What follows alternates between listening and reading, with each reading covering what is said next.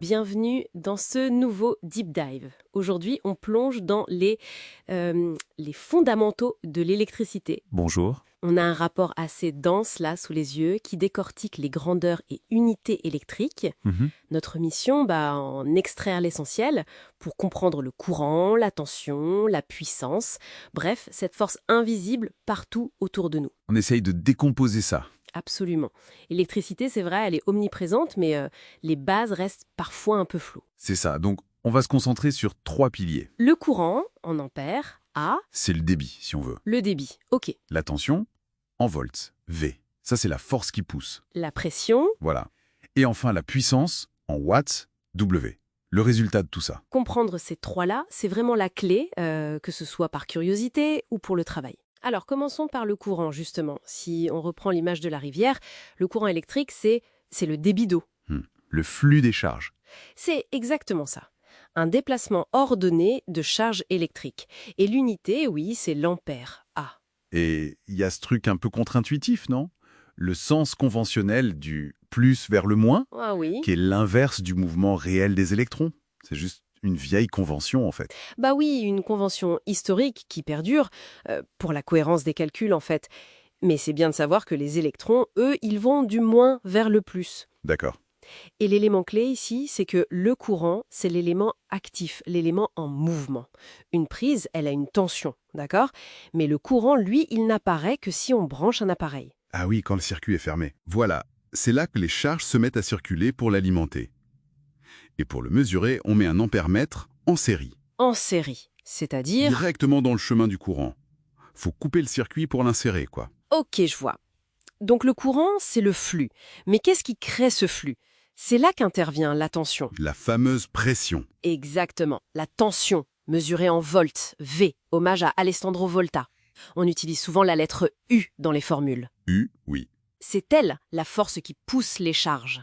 Et le point important, c'est que cette tension, elle peut exister même sans courant. Ah bon? Oui, c'est d'un potentiel. Une différence de potentiel, DDP, entre deux points. C'est la cause possible du courant. D'accord, la cause. Si on offre un chemin, alors, hop, le courant circule. C'est l'effet. Pour mesurer la tension, là, on utilise un voltmètre. Distance interne très élevée pour ne pas perturber, pour ne pas pomper de courant. Parallèle, ok. Bon, maintenant, un point qui prête souvent à confusion. Masse et terre. C'est pas pareil? Ah non, surtout pas. C'est une nuance, mais elle est cruciale. La masse, c'est le point 0 volt, la référence interne d'un circuit électronique par exemple. Le zéro du circuit. Voilà. La Terre, elle, c'est la connexion physique à la planète. Au sol, Le pied chercher.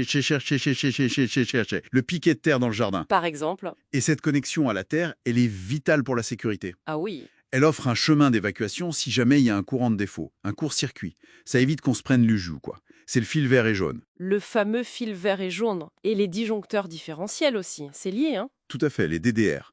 Dispositifs différentiels résiduels, ils surveillent ça et coupent si besoin. La Terre, c'est aussi important pour la stabilité des mesures électriques. Ok, sécurité et référence. Compris. Autre grande distinction, courant continu, CC, et courant alternatif, CA. Oui, Le continu, c'est simple, non? ça va tout droit. Toujours dans le même sens. Genre une pile. C'est ça. Le CC ou DC en anglais, c'est pour les piles, les batteries, l'électrolyte portable. Le flux est constant.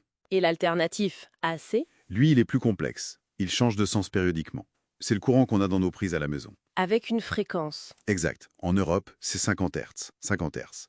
Ça veut dire que le courant change de sens 100 fois par seconde, en fait. Aller-retour. Ah oui, quand même. Et cette nature alternative, c'est un avantage énorme pour le transport de l'électricité sur de longues distances. Pourquoi, Sam? Parce qu'on peut très facilement augmenter ou baisser sa tension avec des transformateurs.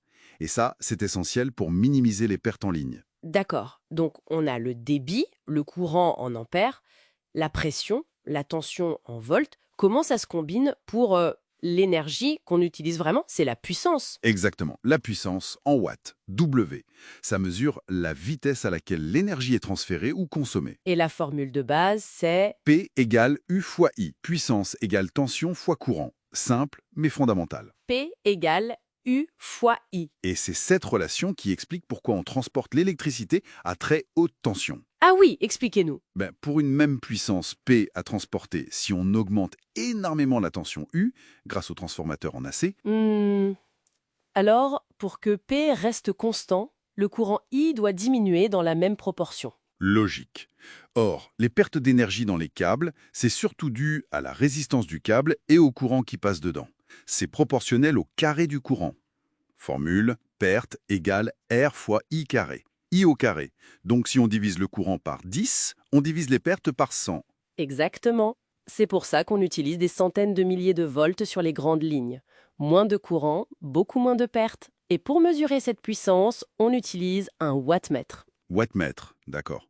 Donc si on résume les appareils de mesure, ampèremètre en série pour I, voltmètre en parallèle pour U, C'est ça. souvent combiné dans un multimètre d'ailleurs. Oui, très pratique le multimètre.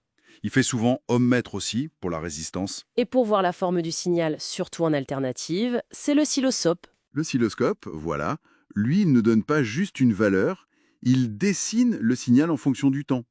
C'est comme voir un film de l'électricité, alors que le multimètre prend une photo instantanée. Jolie image. Et un rappel sécurité important avec ces appareils, ja. Oui, toujours commencer par le calibre de mesure le plus élevé, pour éviter de griller l'appareil si la valeur est plus grande que prévu. On descend ensuite si besoin pour plus de précision. Bon conseil. Bon, je crois qu'on a fait un bon tour d'horizon.